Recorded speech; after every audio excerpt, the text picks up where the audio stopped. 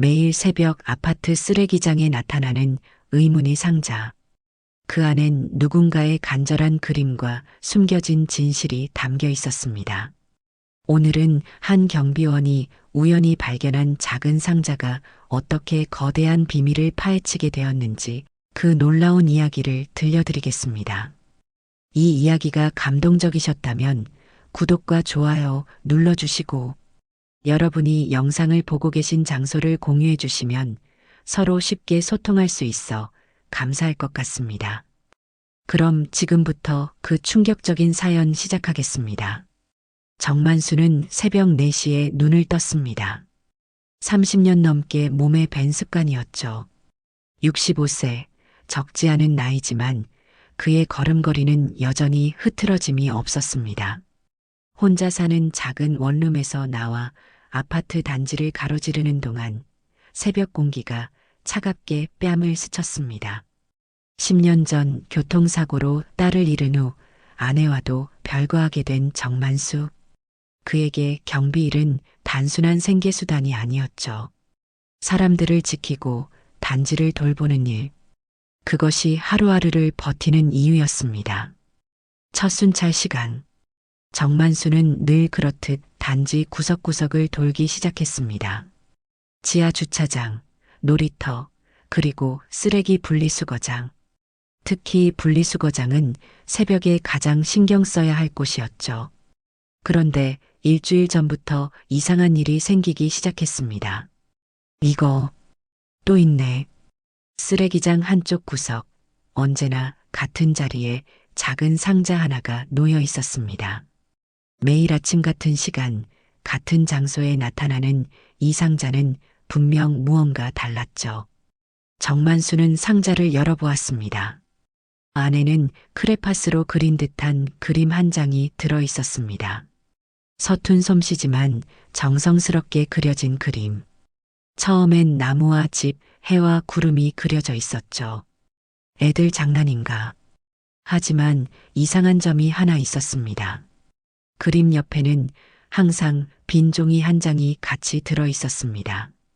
마치 무언가를 쓰려다 만 것처럼요. 일주일이 지나자 정만수의 책상 서랍은 이 그림들로 가득 찼습니다. 누가 왜 이런 상자를 놓고 가는 걸까? 정만수는 그림들을 펼쳐놓고 유심히 살펴보았습니다. 그림 하나하나는 평범해 보였지만 전체를 놓고 보니 묘한 느낌이 들었죠. 첫 번째 그림의 집은 크고 밝았지만 날이 갈수록 집은 작아지고 어두워졌습니다. 처음엔 해가 환하게 떠 있었지만 나중엔 먹구름이 가득했죠. 그리고 가장 최근 그림에는 창문에 갇힌 듯한 작은 얼굴이 그려져 있었습니다. 이건 정만수의 가슴이 철렁했습니다. 딸도 어릴 때 이런 그림을 그리곤 했죠. 하지만 딸의 그림은 언제나 밝고 행복했습니다. 이 그림들은 달랐습니다. 점점 어두워지고 점점 슬퍼지는 것 같았죠. 다음 날 새벽 정만수는 평소보다 일찍 일어났습니다. 3시 반. 상자가 놓이는 시간을 알아내기 위해서였죠. 3시 12분경 움직임이 포착되었습니다. 어둠 속에서 작은 그림자 하나가 움직였습니다. 키가 작고 걸음걸이가 조심스러운 아이의 모습이었죠. 고개를 푹 숙이고 망설이듯 천천히 걸어오는 아이. 상자를 살며시 내려놓고는 황급히 사라졌습니다. 이상하다. 분명 이 단지에 사는 아이는 아닌데. 정만수는 이 아파트에서 10년 넘게 일했습니다. 단지 안에 사는 아이들은 거의 다 알고 있었죠. 하지만 방금 본 아이의 뒷모습은 낯설었습니다. 불안한 마음에 오늘 놓인 상자를 열어보았습니다. 오늘 그림은 더욱 충격적이었습니다. 검은색으로 칠해진 방, 그 안에 웅크린 작은 아이, 그리고 방문 밖에서 문을 잠그는 커다란 손. 정만수의 등골에 식은땀이 흘렀습니다. 이건 단순한 그림이 아니었습니다. 누군가의 절규, 도움을 요청하는 신호였죠. 이거 뭔가 잘못됐어. 정만수는 직감적으로 느꼈습니다. 이 아이가 위험에 처해 있다는 것을, 누군가에게 갇혀 있거나 학대받고 있을지도 모른다는 것을요. 그때 정만수의 눈에 CCTV가 들어왔습니다. 쓰레기장 쪽을 향한 감시 카메라. 거기에 아이의 모습이 찍혔을 겁니다. 내일 관리사무소에 가서 확인해 봐야겠어. 그날 밤 정만수는 잠을 이루지 못했습니다. 10년 전 딸이 사고를 당했을 때가 떠올랐죠. 그때도 이렇게 불안한 예감이 들었었습니다. 이번엔 다를 거야. 새벽 2시경 경비실 전화가 울렸습니다. 여보세요? 수화기 너머로는 아무 소리도 들리지 않았습니다. 하지만 분명 누군가 있었죠. 가쁜 숨소리가 희미하게 들렸습니다. 한참을 기다린 끝에 아주 작은 목소리가 들렸습니다. 무서워요. 어린아이의 목소리였습니다. 떨리는 목소리로 간신히 내뱉은 한마디. 하지만 그 순간 전화는 끊어졌습니다.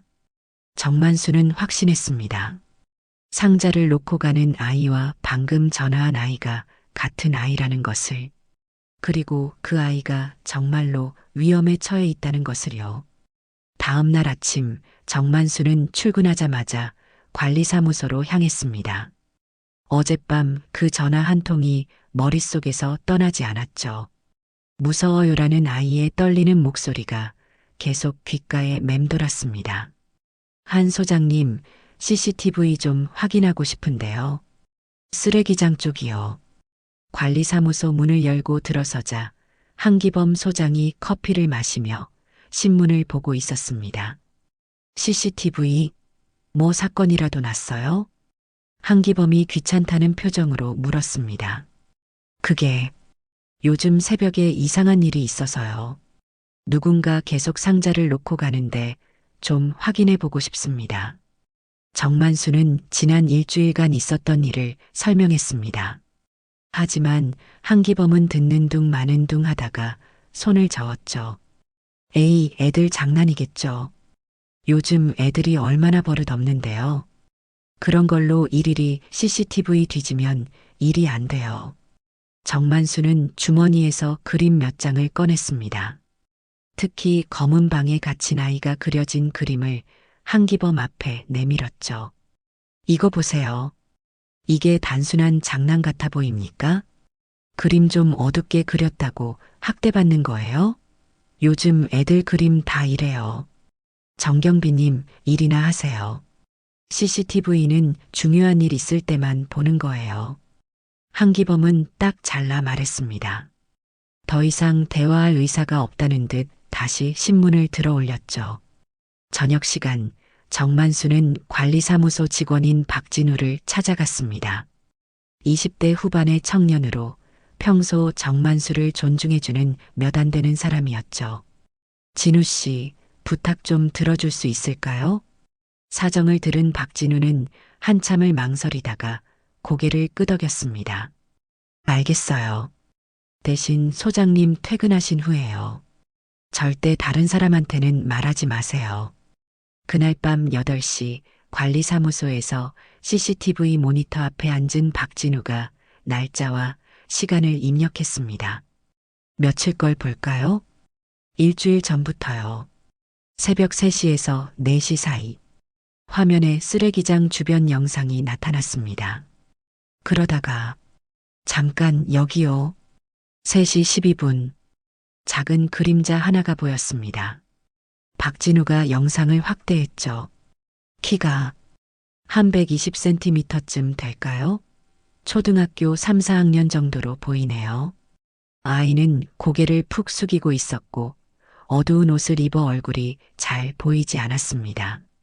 마치 누군가에게 들킬까봐 두려워하는 것처럼 조심스럽게 움직였죠. 일주일치 영상을 모두 확인한 결과 놀라운 사실이 드러났습니다. 정확히 같은 시간, 같은 아이가 매일 나타났던 겁니다. 이상하네요. 이 아이, CCTV 위치를 알고 있는 것 같아요. 박진우의 말이 맞았습니다. 아이는 놀라울 정도로 정확하게 CCTV를 피해 다녔죠. 마치 카메라 위치를 모두 파악하고 있는 것처럼요. 잠깐, 여기 좀 확대해 보세요. 아이가 상자를 내려놓고 돌아서는 순간, 잠깐 얼굴 일부가 보였습니다. 흐릿하지만 긴 머리의 여자아이였죠. 그런데 얼굴에 뭔가 있는 것 같아요. 상처인가? 아이의 뺨 부근에 어두운 자국이 보였습니다. 멍인지 상처인지는 확실하지 않았지만 분명 뭔가 있었죠. 이때 박진우가 또 다른 것을 발견했습니다. 아저씨, 이거 보세요. 여기 다른 사람도 있어요. 아이가 사라진 후 약 5분 뒤에 후드티를 입은 성인 남성이 나타났습니다. 남자는 아이가 갔던 방향을 뚫어지게 쳐다보다가 쓰레기장 쪽으로 왔죠. 아이가 상자를 놓았던 자리를 확인하고는 주변을 살핀 후 황급히 사라졌습니다. 설마 아이를 따라온 건가? 정만수의 심장이 빠르게 뛰기 시작했습니다. 아이는 누군가에게 감시당하고 있었고 그 누군가는 아이의 행동을 체크하고 있었죠. 이거 경찰에 신고해야 하는 거 아닐까요? 박진우가 걱정스럽게 물었습니다. 일단 좀 더 지켜봐야 할 것 같아요. 내일 새벽에 직접 확인해 보겠습니다.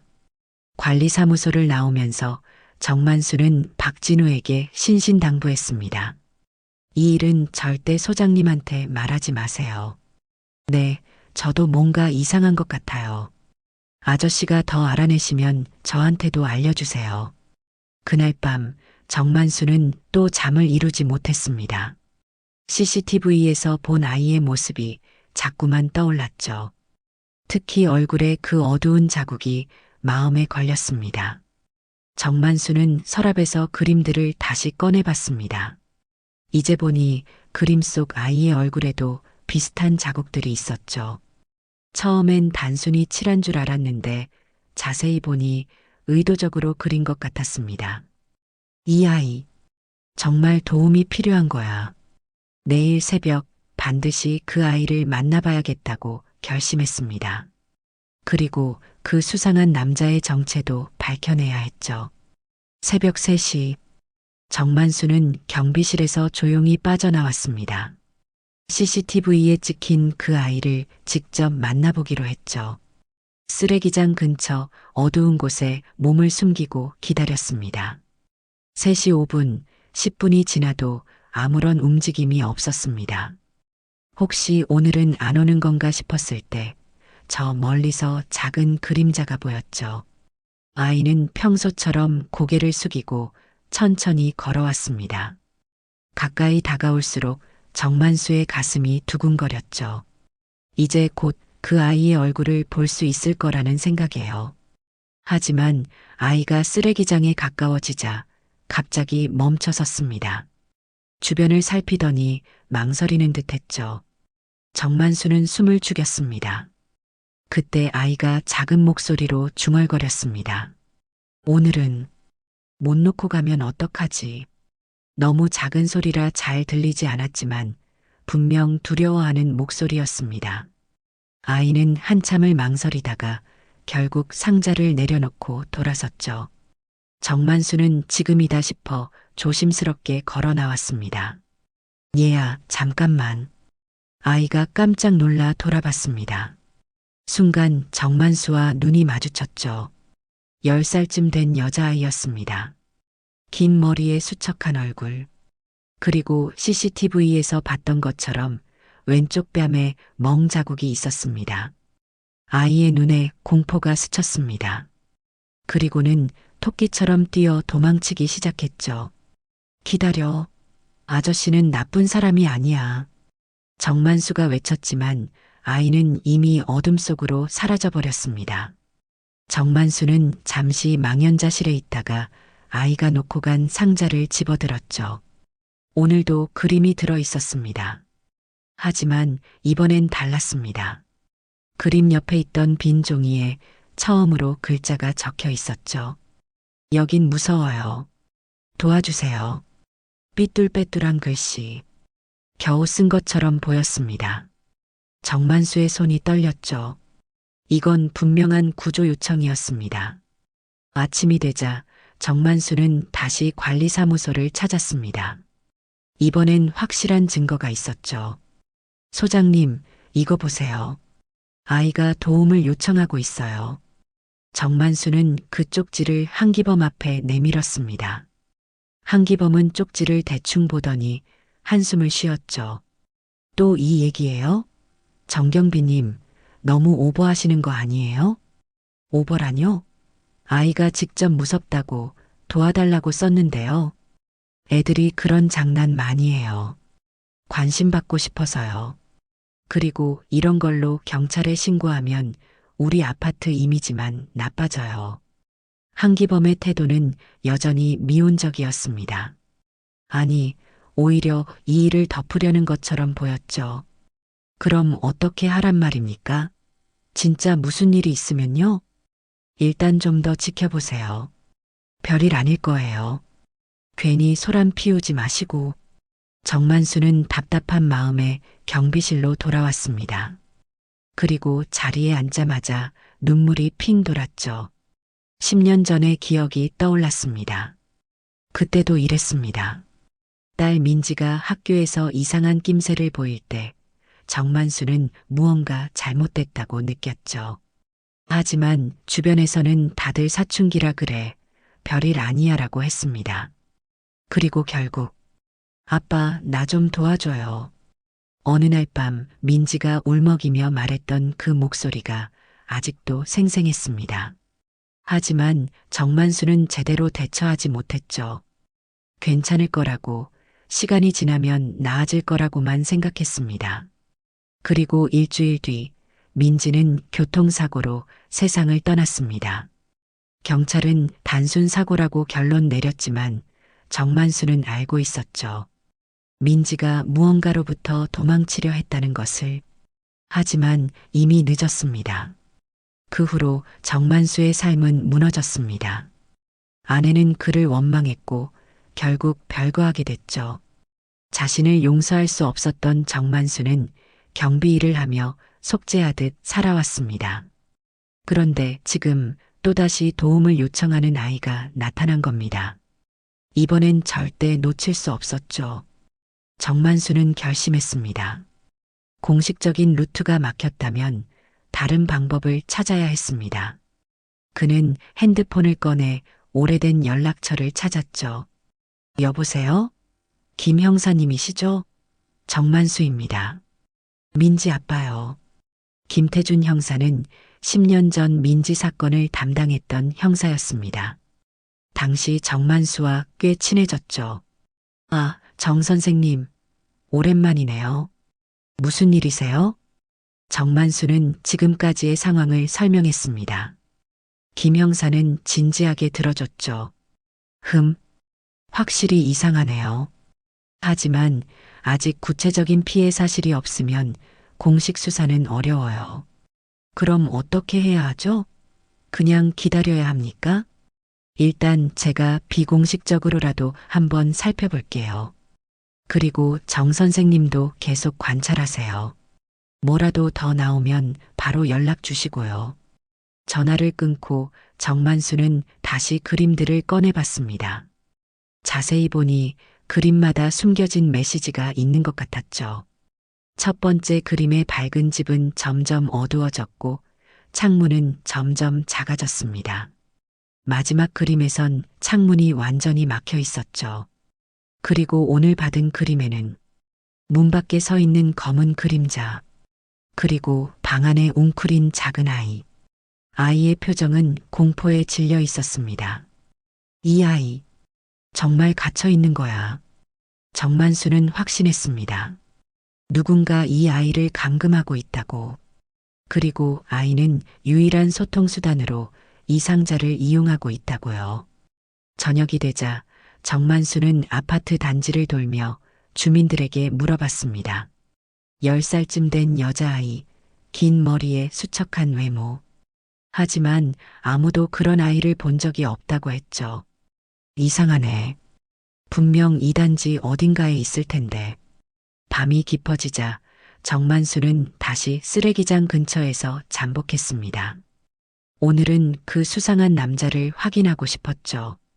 예상대로 아이가 다녀간 뒤 5분쯤 지나자 후드티를 입은 남자가 나타났습니다.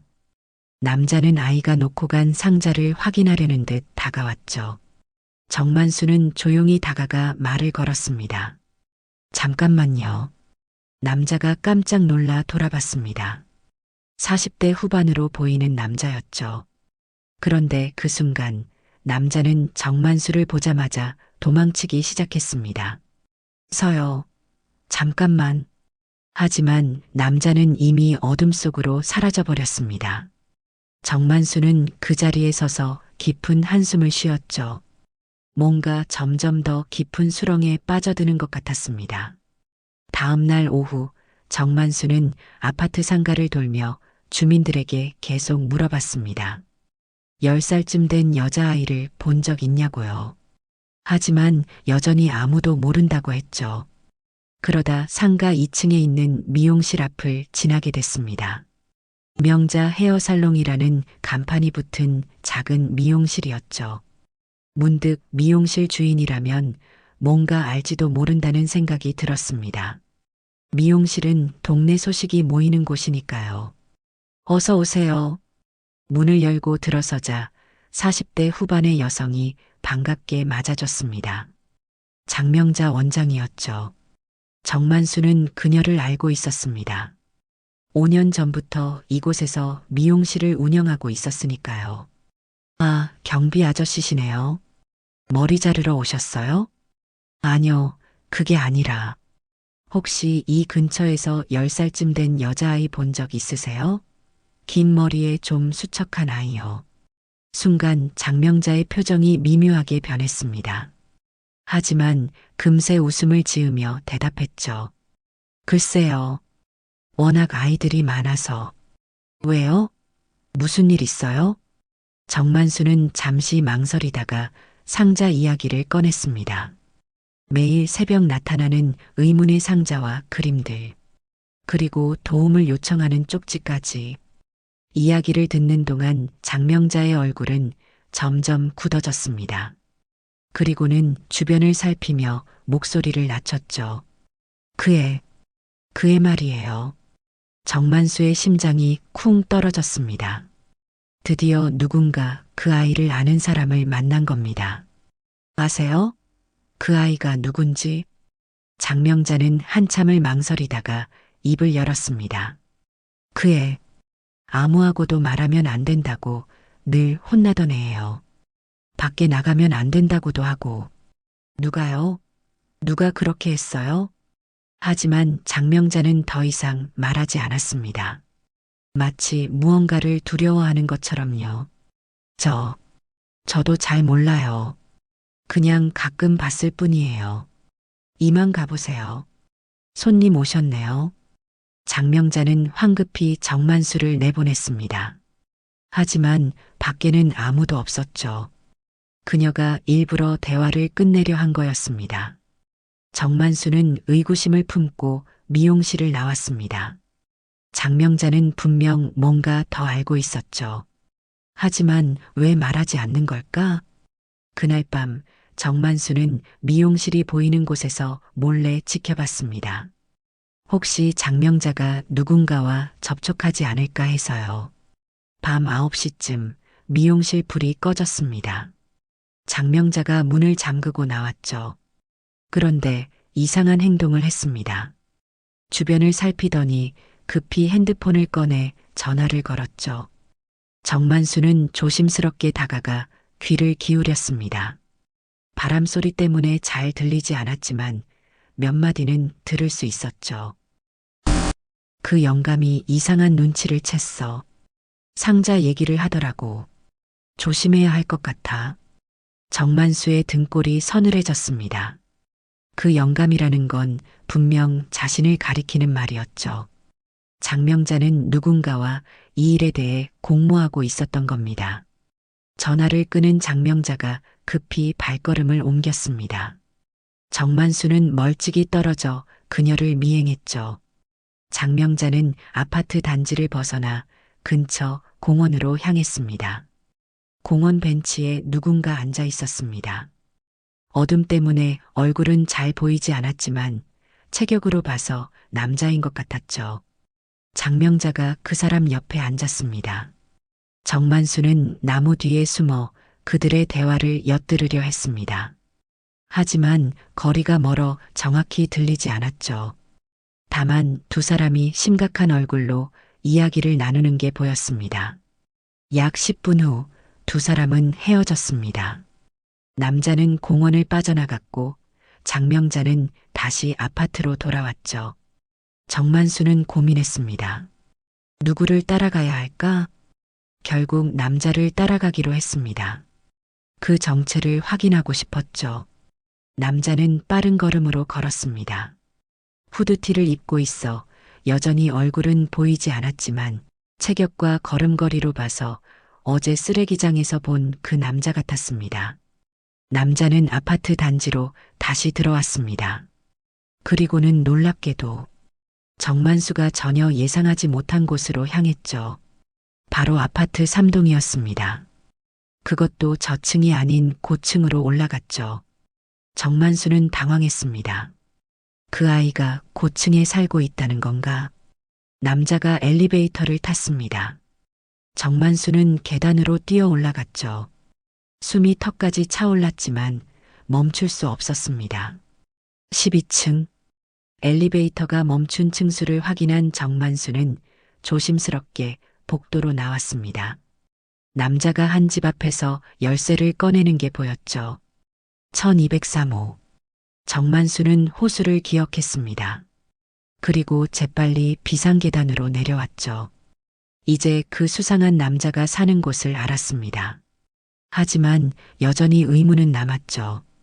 그 아이는 정말 저 집에 있는 걸까? 다시 경비실로 돌아온 정만수는 입주자 명부를 확인했습니다. 1203호. 이철우, 46세. 1년 전에 입주했고 가족사항에는 독신이라고 적혀 있었죠. 독신이라고? 그럼 그 아이는? 정만수는 혼란스러웠습니다. 독신 남자가 어린 여자아이와 함께 산다는 건 이상했죠. 혹시 신고하지 않은 가족이 있는 걸까? 아니면 불길한 생각이 머리를 스쳤습니다. 혹시 그 아이가 납치된 건 아닐까? 아니면 불법으로 입양된 건 아닐까? 정만수는 김태준 형사에게 다시 전화를 걸었습니다. 김 형사님, 좀 더 알아낸 게 있어요. 정만수는 오늘 있었던 일을 모두 이야기했습니다. 미용실 주인의 수상한 행동, 그리고 1203호의 이철우라는 남자까지. 점점 수상해지네요. 내일 제가 한번 가볼게요. 비공식적으로요. 정말요? 감사합니다. 전화를 끊고 정만수는 깊은 한숨을 쉬었습니다. 드디어 뭔가 진전이 있을 것 같았죠. 하지만 동시에 불안하기도 했습니다. 혹시 자신이 너무 깊이 개입하는 건 아닐까? 그때 경비실 문이 열렸습니다. 한기범 소장이 들어왔죠. 표정이 좋지 않았습니다. 정경비님, 요즘 이상한 소문이 들리던데요? 무슨 소문이요? 아니, 무슨 아이가 실종됐다느니, 학대받는다느니. 아저씨가 그런 얘기하고 다닌다면서요? 정만수는 당황했습니다. 누가 한기범에게 이런 이야기를 한 걸까? 그게 제가 걱정되는 일이 있어서 정경비님 경고하는데요. 쓸데없는 일에 참견하지 마세요. 아파트 분위기 흉흉하게 만들지 말고요. 알겠죠? 한기범의 말투에는 위협이 섞여 있었습니다. 그리고는 대답도 듣지 않고 나가버렸죠. 정만수는 뭔가 이상함을 느꼈습니다. 한기범도 이 일에 연관되어 있는 건 아닐까? 왜 그렇게 이 일을 덮으려고 하는 걸까? 그날 밤 정만수는 또다시 잠을 이루지 못했습니다. 내일이면 김 형사가 와서 조사를 할 거였죠. 뭔가 밝혀지기를 바라면서도 한편으로는 두려웠습니다. 그런데 새벽 2시쯤 또다시 전화가 울렸습니다. 여보세요? 이번에는 목소리가 들렸습니다. 어린아이의 울먹이는 목소리였죠. 아저씨, 도와주세요. 무서워요. 누구니? 어디 있니? 하지만 대답 대신 다른 소리가 들렸습니다. 쿵 하는 소리와 함께 누군가의 고함 소리. 뭐 하는 거야? 전화하지 말랬지. 그리고는 전화가 끊어졌습니다. 정만수는 벌떡 일어났습니다. 분명 그 아이가 위험에 처해 있었습니다. 더 이상 기다릴 수 없었죠. 그 전화를 받은 후 정만수는 곧바로 경비실을 나섰습니다. 새벽 2시 아파트는 고요했지만 그의 마음은 폭풍우가 몰아치고 있었죠. 아이의 울먹이는 목소리와 누군가의 고함 소리가 계속 귓가에 맴돌았습니다. 1203호. 정만수는 그 집을 향해 걸었습니다. 하지만 막상 현관 앞에 서자 망설여졌죠. 증거도 없이 무작정 문을 두드릴 수는 없었습니다. 혹시 경찰에 신고를 해야 할까? 그때 엘리베이터 소리가 들렸습니다. 정만수는 황급히 비상계단으로 숨었죠. 엘리베이터에서 내린 사람은 다름 아닌 이철우였습니다. 새벽 시간에 어디를 다녀오는 걸까? 이철우는 1203호로 들어갔습니다. 정만수는 비상계단에서 조심스럽게 복도를 살폈죠. 그리고는 발소리를 죽이며 그 집 앞으로 다가갔습니다. 문 너머로 희미하게 소리가 들렸습니다. 이철우의 목소리였죠. 왜 말을 안 들어? 전화하지 말라고 했잖아. 아이의 울음소리도 들렸습니다. 작고 가녀린 흐느낌이었죠. 정만수의 가슴이 찢어질 것 같았습니다. 미안해요. 무서워서. 하나도 안 무서워. 내가 있잖아. 왜 자꾸 이상한 짓을 해? 더 들을 수가 없었습니다. 정만수는 주먹을 꽉 쥐었죠. 지금 당장이라도 문을 두드리고 싶었지만 그럴 수 없었습니다. 아직은 때가 아니었죠. 정만수는 다시 경비실로 돌아왔습니다. 그리고는 김태준 형사에게 문자를 보냈죠. 급한 상황입니다. 아이가 위험해요. 내일 아침 일찍 와주세요. 답장은 바로 왔습니다. 알겠습니다. 아침 8시에 가겠습니다. 새벽이 되자 정만수는 다시 쓰레기장으로 향했습니다. 오늘도 상자가 올까? 아니면 어젯밤 일 때문에 오지 못할까? 3시 12분. 놀랍게도 아이가 나타났습니다. 하지만 평소와 달랐죠. 절뚝거리며 걸어왔고 한쪽 팔을 움켜쥐고 있었습니다. 정만수는 마음이 급했지만 참았습니다. 아이를 놀라게 하면 안 됐으니까요. 아이는 상자를 내려놓고 주변을 살폈죠. 그리고는 급히 돌아서려 했습니다. 얘야. 정만수가 조용히 불렀습니다. 아이가 깜짝 놀라 돌아봤죠. 오늘은 도망가지 않았습니다. 아니, 도망갈 힘이 없어 보였죠. 아저씨. 그때 그 아저씨. 아이가 정만수를 알아봤습니다. 목소리가 떨리고 있었죠. 맞아. 아저씨야. 괜찮니? 다친 데 없니? 아이의 눈에 눈물이 고였습니다. 그리고는 고개를 저었죠. 전화. 미안해요. 아저씨한테 전화하면 안 되는데. 괜찮아. 아저씨한테 하고 싶은 말 있으면 해도 돼. 아이는 망설이다가 주머니에서 무언가를 꺼냈습니다. 또 다른 쪽지였죠. 이거 드리려고 했어요. 정만수가 쪽지를 받아 펼쳤습니다. 거기엔 이렇게 적혀 있었죠. 엄마는 어디 있어요? 엄마 보고 싶어요. 그리고 그 아래엔 아이의 얼굴이 그려져 있었습니다. 눈물을 흘리는 슬픈 얼굴이었죠. 엄마가 어디 있는지 모르겠니? 아이가 고개를 끄덕였습니다. 눈물이 뺨을 타고 흘러내렸죠. 엄마가 절 찾으러 올 거라고 했는데 안 와요. 그 아저씨는 엄마가 날 버렸다고 하는데 아니에요. 우리 엄마는 절 사랑해요. 정만수의 가슴이 미어졌습니다. 이 아이는 엄마와 헤어진 것 같았죠. 그리고 지금은 저 이철우라는 남자와 살고 있었습니다. 이름이 뭐니? 유리. 조유리예요. 유리야, 아저씨가 도와줄게. 엄마 찾는 것도 도와줄 거야. 그때 멀리서 발자국 소리가 들렸습니다. 유리가 깜짝 놀라 뒤를 돌아봤죠. 안 돼요. 그 아저씨가 와요. 저 가야 해요. 잠깐만. 유리야. 하지만 유리는 이미 뛰어가고 있었습니다. 절뚝거리면서도 필사적으로 도망치는 모습이 안쓰러웠죠. 곧이어 이철우가 나타났습니다. 그는 정만수를 보자 당황한 표정을 지었죠. 아니, 경비 아저씨가 왜 여기? 산책 나왔습니다. 새벽 순찰 중이었어요. 이철우는 의심스러운 눈초리로 정만수를 쳐다봤습니다. 그리고는 유리가 놓고 간 상자를 발견했죠. 이게 뭐죠? 글쎄요. 방금 발견했는데.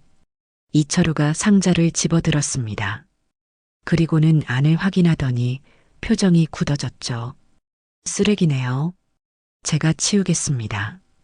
그는 상자를 들고 급히 사라졌습니다. 정만수는 그의 뒷모습을 보며 확신했죠.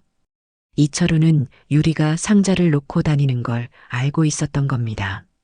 그래서 매번 확인하러 왔던 거고요. 아침이 되자 정만수는 초조하게 김태준 형사를 기다렸습니다. 8시 정각 김 형사가 도착했죠. 정 선생님, 무슨 일인지 자세히 말씀해 주세요. 정만수는 어젯밤부터 오늘 새벽까지의 일을 모두 이야기했습니다. 유리라는 아이의 이름도 알게 됐고 엄마를 찾고 있다는 사실도요. 조유리, 혹시 실종 아동 명단에 있는지 확인해 볼게요. 김 형사가 노트북을 꺼내 검색을 시작했습니다. 그리고 잠시 후 놀라운 표정을 지었죠. 있네요. 조유리 10살. 4년 전에 실종 신고가 됐었어요. 그런데요? 6개월 후에 신고가 취하됐어요. 찾았다고요. 그런데 지금 다시 나타난 거라면. 정만수와 김 형사는 서로를 바라봤습니다. 뭔가 큰 사건의 실마리를 잡은 것 같았죠. 일단 그 이철우라는 사람부터 조사해 봐야겠어요.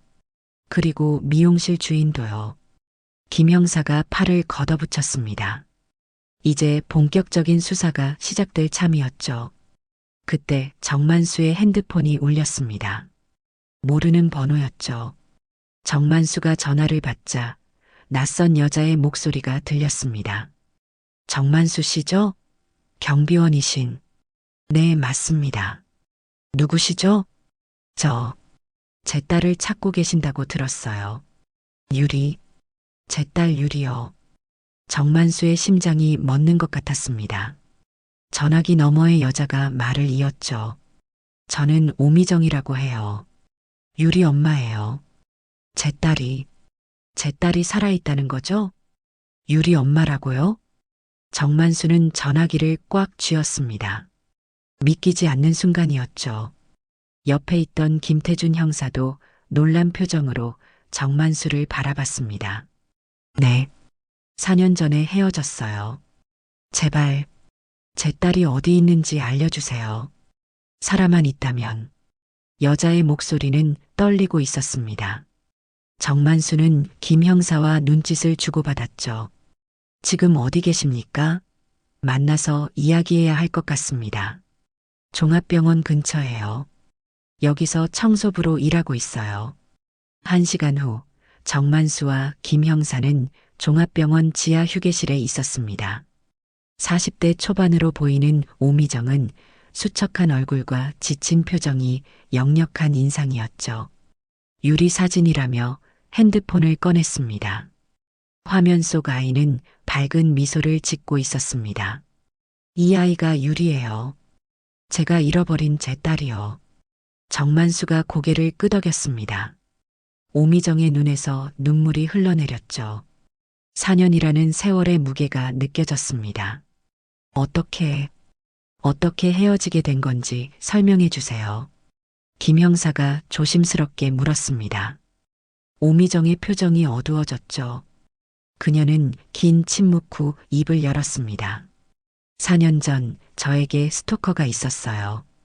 계속 따라다니고 협박하고 처음엔 경찰에 신고했지만 별다른 조치가 없었죠. 그러던 어느 날 음식에 약을 탔는지 제가 기절했어요. 오미정이 잠깐 말을 멈췄습니다.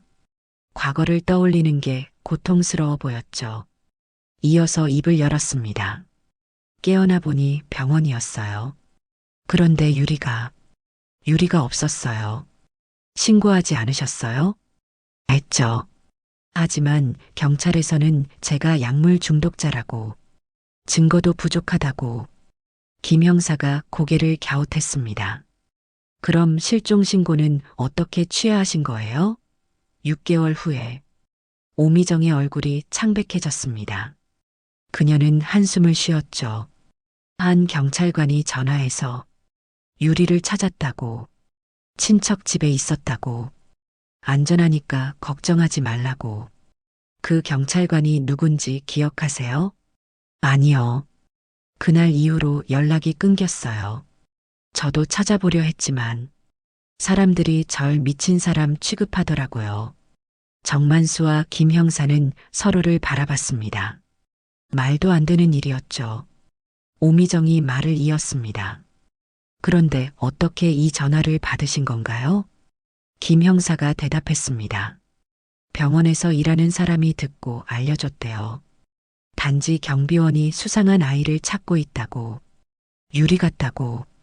정만수가 그동안의 이야기를 들려줬습니다.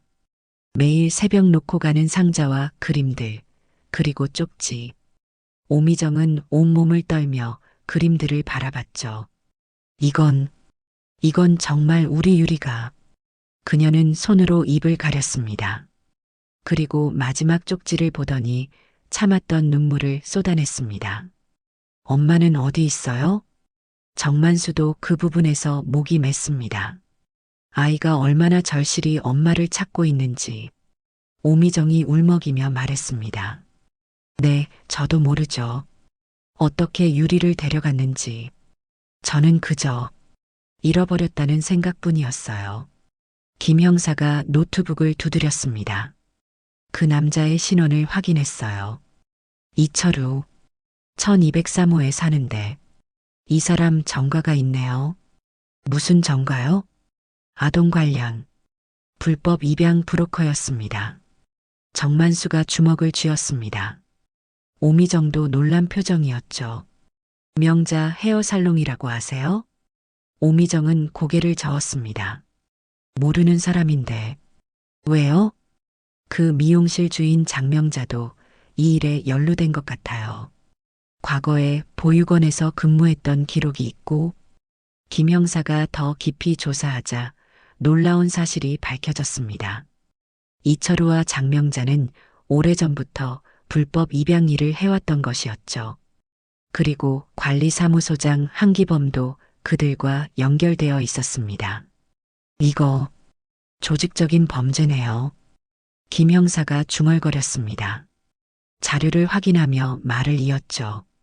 오미정 씨는 정신적으로 불안정한 미혼모로 분류됐고 유리는 보호자가 없는 아동으로 처리된 거예요. 정만수는 분노로 부글부글 끓었습니다. 그 사람들이 다 짜고, 네, 서류상으로는 합법적인 것처럼 꾸민 거죠. 오미정이 흐느끼며 말했습니다. 제가 유리를 찾을 수 있을까요? 이제라도 당장 1203호로 가서. 정만수가 벌떡 일어서려 하자 김 형사가 막았습니다. 잠시만요. 섣불리 움직이면 유리가 더 위험해질 수 있어요. 신중하게. 하지만 그때였습니다. 김 형사의 전화가 울렸죠. 잠시 통화하던 그의 표정이 굳어졌습니다. 방금 제보가 들어왔는데 이철우가 유리를 데리고 이사 준비를 한다고 합니다. 정만수와 오미정이 동시에 일어섰습니다. 지금 당장 가야 해요.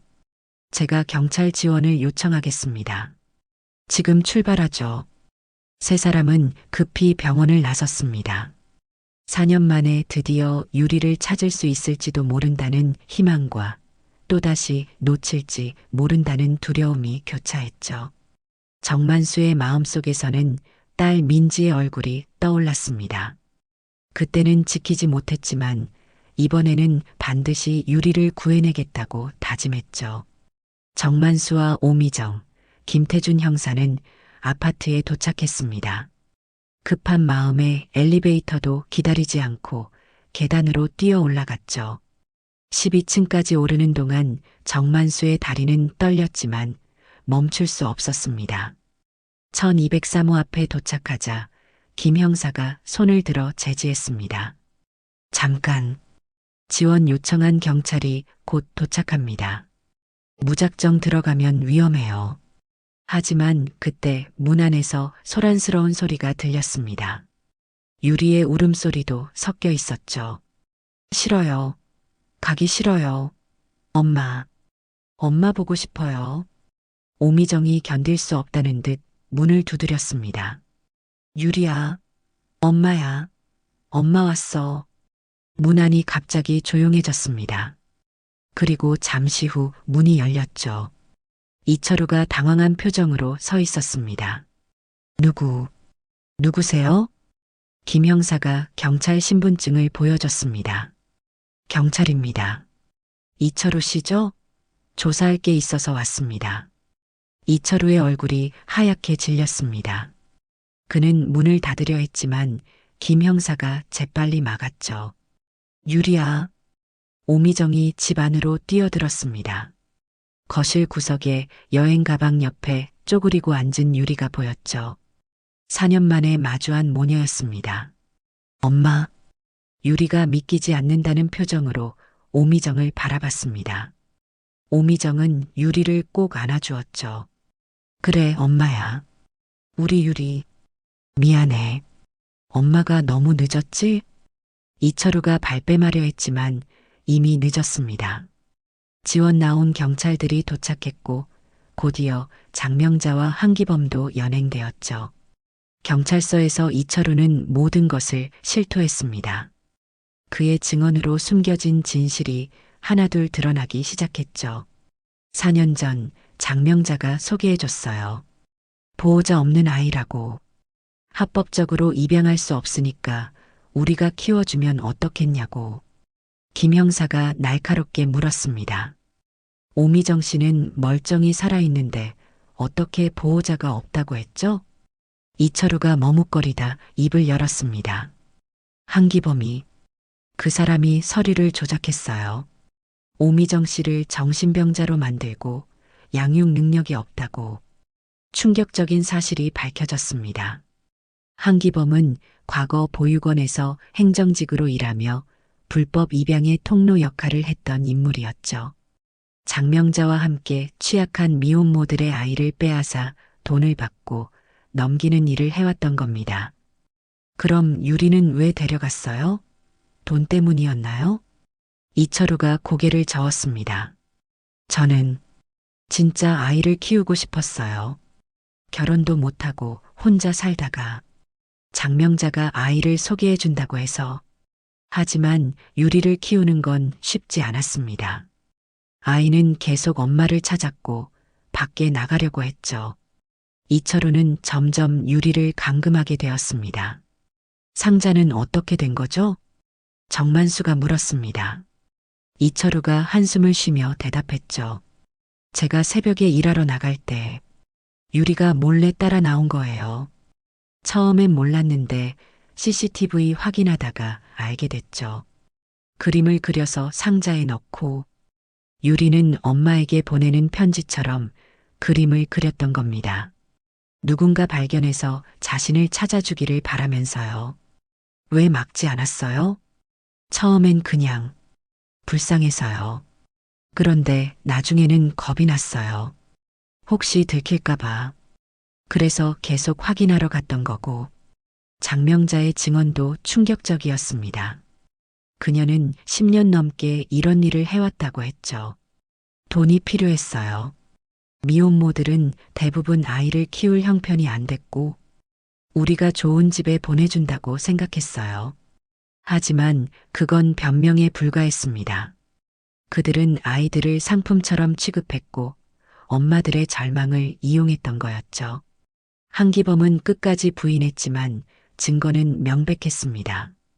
그는 서류를 조작하고 경찰 조사까지 무마시켰던 핵심 인물이었죠. 그 경찰관, 오미정 씨한테 전화해서 유리를 찾았다고 한 사람도 한기범이었어요. 가짜 경찰 행세를 한 거죠. 김 형사가 조사 결과를 정리하며 말했습니다. 오미정은 충격으로 몸을 떨었습니다. 자신이 그렇게 속고 살았다는 게 믿기지 않았죠. 제가 바보였어요. 유리를 지키지 못하고. 정만수가 위로했습니다. 아니에요. 당신 잘못이 아닙니다. 이 사람들이 조직적으로 벌인 범죄예요. 사건의 전모가 밝혀지자 언론도 주목하기 시작했습니다. 수년간 이어진 불법 입양 실태가 드러났고 피해자들도 하나둘 나타났죠. 하지만 가장 중요한 건 유리와 오미정이 다시 만났다는 사실이었습니다. 4년의 공백은 컸지만 모녀는 조금씩 서로를 알아가기 시작했죠. 엄마, 이제 같이 살 수 있는 거예요? 유리가 조심스럽게 물었습니다. 오미정은 눈물을 글썽이며 고개를 끄덕였죠.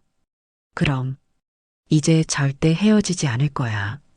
정만수는 그 모습을 보며 가슴이 뭉클했습니다.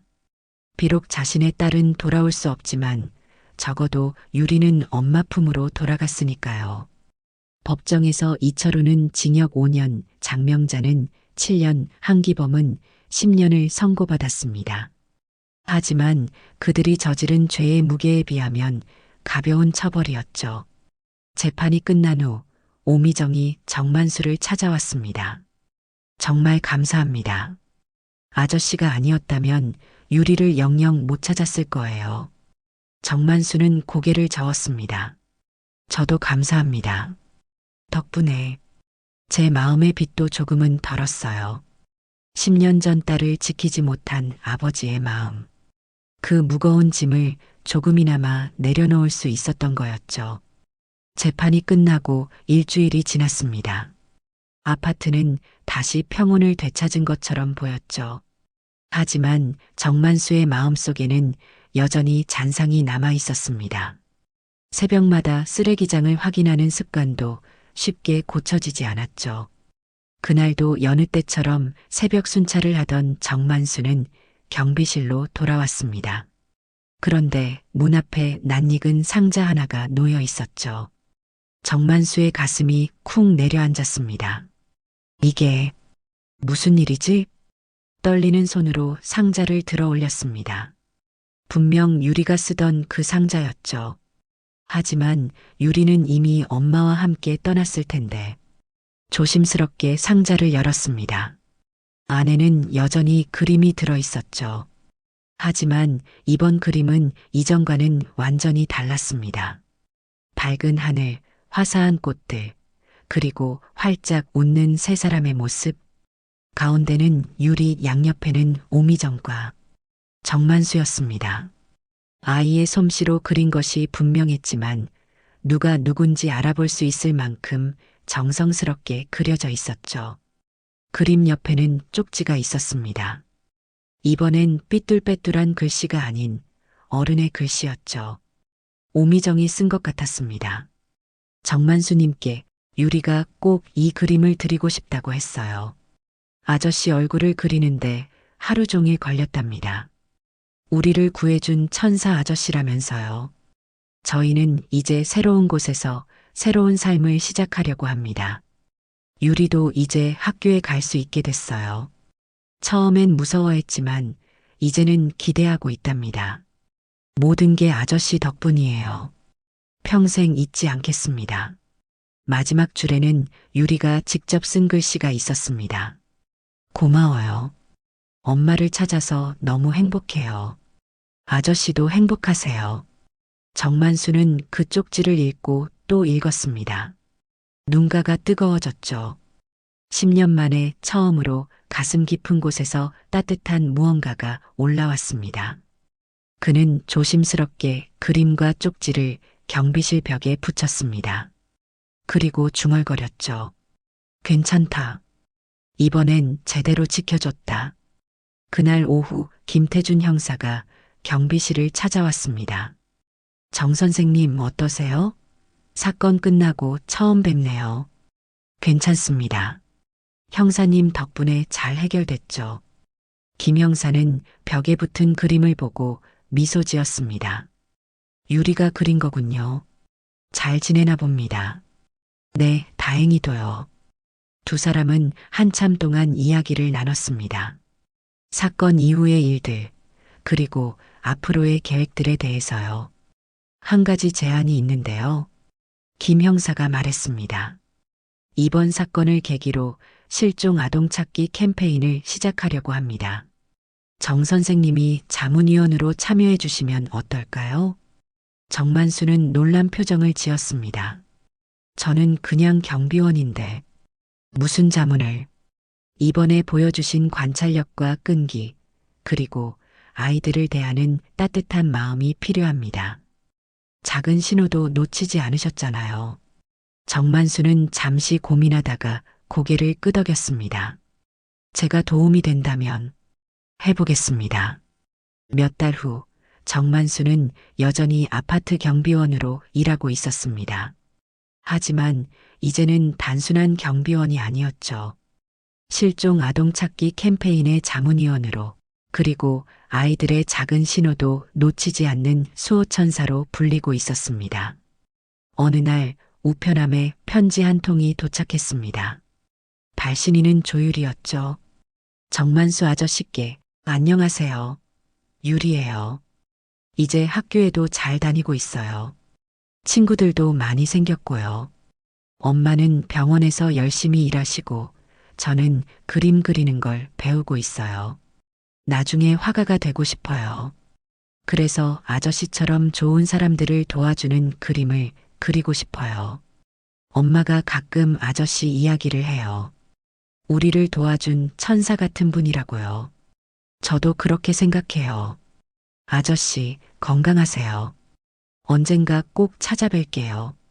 사랑하는 유리가. 편지와 함께 사진 한 장이 들어 있었습니다. 교복을 입고 환하게 웃는 유리의 모습이었죠. 그 옆에는 오미정이 따뜻하게 유리를 안고 있었습니다. 정만수는 사진을 바라보며 미소를 지었습니다. 그리고 벽에 붙어 있는 유리의 그림을 다시 한번 보았죠. 민지야. 그는 작게 속삭였습니다. 아빠가 이번엔 제대로 했지? 내가 하늘에서 도와준 거겠지. 창밖으로 따스한 햇살이 들어왔습니다. 정만수는 깊은 숨을 쉬었죠. 10년 동안 그를 짓누르던 무거운 짐이 조금은 가벼워진 것 같았습니다. 그날 밤 정만수는 오랜만에 편안하게 잠들었습니다. 꿈속에서 민지와 유리가 함께 놀고 있는 모습을 보았죠. 두 아이 모두 환하게 웃고 있었습니다. 오늘 이야기를 들어주셔서 감사합니다. 영상 보시고 느끼신 감정, 댓글로 함께 나눠주세요. 여러분의 한마디가 누군가에겐 큰 위로가 될 수 있습니다. 영상이 마음에 드셨다면 구독과 좋아요로 응원 부탁드립니다.